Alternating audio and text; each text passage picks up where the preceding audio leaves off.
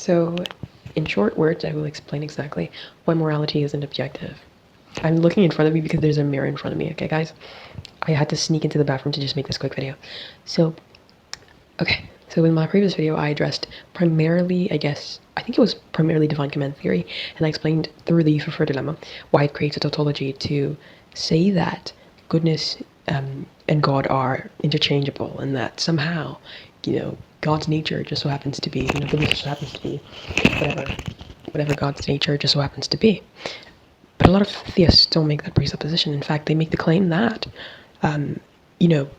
God is good, but he's good precisely because that's just who he is. That's just his unchanging nature. And then when I ask, what are the traits of this particular unchanging nature? They say, well, the traits would be something like love, kindness, empathy, a lot of other traits that we subjectively agree on being good. And so now I have to make my question, right, since of course theists make the presupposition, they have to make the presupposition that these things are good, and that's how they attribute it to God, and then they say that that's exactly what goodness entails. So why is love good? Why is kindness good? Why is love good from your framework, right? They say something like, well, because it promotes human flourishing. This hides another hidden premise that human flourishing is good, right? And this is exactly why I say that the term good remains undefined, right? Because they're trying to hide under a subjective framework. They're trying to hide from the fact that they are also stealing from a subjective framework to claim that it's subjective and objectively good, right? The term good is still not defined. And I asked there was one comment that a subscriber left on my YouTube video explaining defining what this goodness is on a broader philosophical aspect, and he used the argument from telos. Goodness is defined as, like something or a person or something that fulfills its ends proper to its nature. So whatever fulfills their ends proper to their nature, or purpose, whatever fulfills their purpose, is exactly what is good. And I'm pretty sure I'm conflating these two. Nature is definitely referring to another argument by Thomas Aquinas, and telos is particularly about purpose, and it refers to an argument from function that basically says that a good knife is one that cuts. But notice how they're using the term good to define good, right? And it's not actually like a moral argument, of course. It's conflating instrumental goodness with moral goodness. But they use an evaluative term to refer to something that fulfills its ends proper to its purpose, right? There we go. That's why I was struggling with that word. I'm sorry, English is not my first language. That sentence is such a hard one to repeat.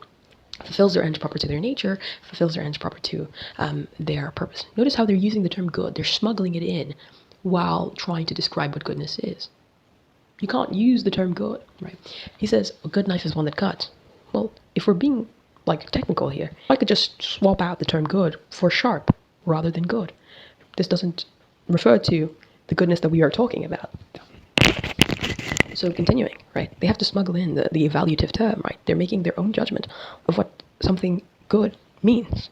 And it has to do with, what is a telos? One telos is simply making a descriptive statement. It is true that a sharp knife cuts. It is true that, an effective door, which is what they're talking about, a good door, is one that opens and shuts. This refers to nothing that is moral or anything that is actually positive or negative that you could use to say, for instance, it's morally bad, ethically bad.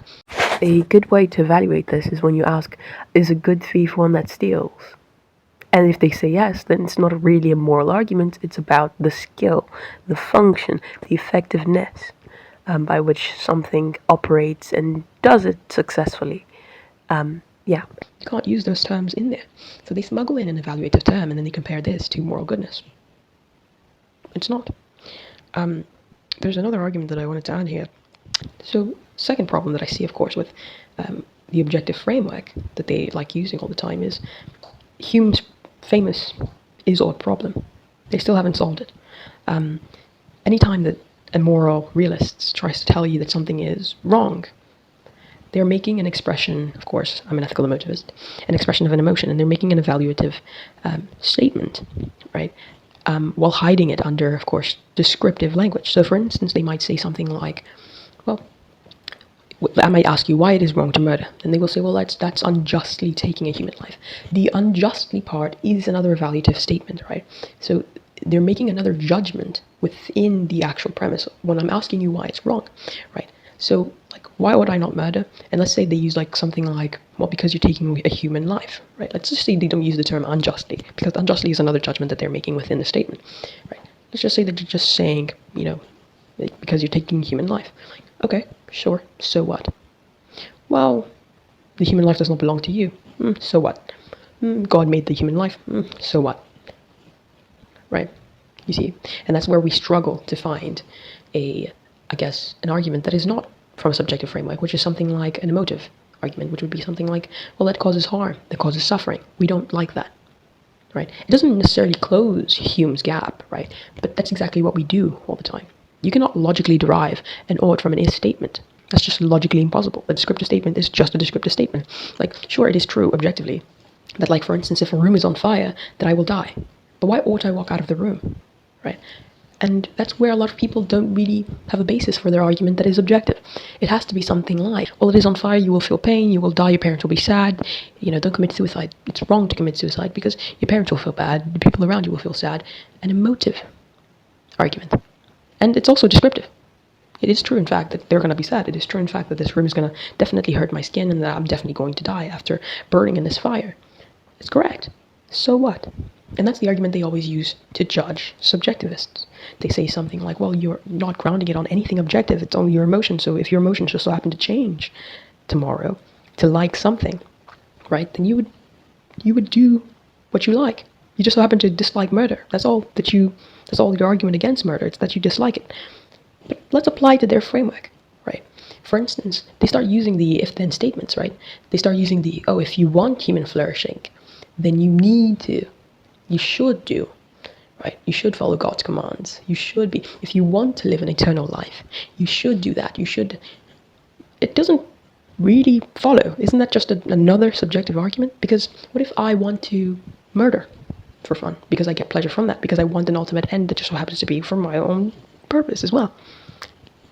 Again, you find yourself in the same slippery slope, right? So if-then statements don't really solve the moral problem that you presented. You don't really get to escape the is-ought problem. Nobody escapes the is-ought problem. And the truth of the matter is that society has a subjective framework for their morality. What would it even mean for something to be wrong, independently of mind? Like, I like making the argument that if you remove consciousness, you remove sentience, you remove, a mind in general, and you crush two rocks together, like, is it objectively true that it's wrong to crush these two rocks? And I'm pretty sure a lot of theists will say that's not the argument that they're really trying to make. But like, in order for God to even make that judgment as well, he has to rely on another argument, right? Another subjective framework that presupposes that it is bad to hurt your body, right? That it is bad to harm. So why is it bad to do so, right? The person has to explain why it is bad to do so. If he says something like, well, they stop themselves from fulfilling the purpose that I designed them for, so what? It's another descriptive statement. You see what I'm saying? And so they don't really get to escape the is-ought problem proposed by Hume. And that's exactly why objective morality doesn't exist. I hope I explained that well. I'm pretty sure I jumped all over the place there. But they steal from our framework all the time. And I like explaining all the time that we are all ethical emotivists. When we're making arguments about what is wrong, we're expressing an internal state. And it's emotional. Right, it's emotive. It's not, right, like, it has nothing to do with the truth of this descriptive statement, right? Like, it is true exactly that I'm causing harm. It is true, of course, that he will die. It is true, correct. But like, so what? And that's when the jump comes in, and I don't like that. And yes, it doesn't logically follow, correct, that you could get it from descriptive statements, because it's true, yeah. I don't like that. It's an evaluative argument, but it's also kind of a descriptive one, right? Like, I'm expressing my internal state to you. But that's what's pulls us to behave and act morally, quote unquote, in society. And that's why I believe that we all perform a form of moral non-cognitivism.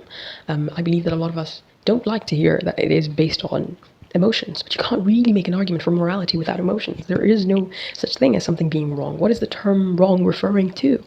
The ought doesn't actually exist, right? The ought is just the emotion stop. It's just, I don't like that, or I like that, keep it up, right? It's not necessarily anything that you can describe as objective, as death, or something that is true independently of a mind. It just can't be. And they always tell you that it's wrong, but they don't tell you why it's wrong. And when they tell you why it's wrong, they use descriptive statements. And when they use descriptive statements, they follow it up with a prescriptive statement.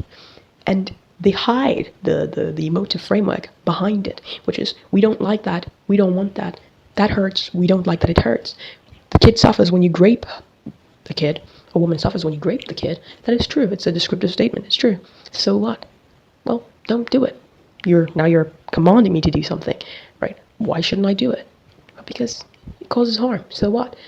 We don't like that. And I feel like that kind of, obviously it doesn't necessarily close the gap, but I think that that's how we jump to those conclusions. And it's not through the statement, oh, just murder, like, takes away the life of a human being. They have to hide behind feelings. And Ben Shapiro famously uses this line all the time, facts don't care about your feelings. You sure about that, Ben?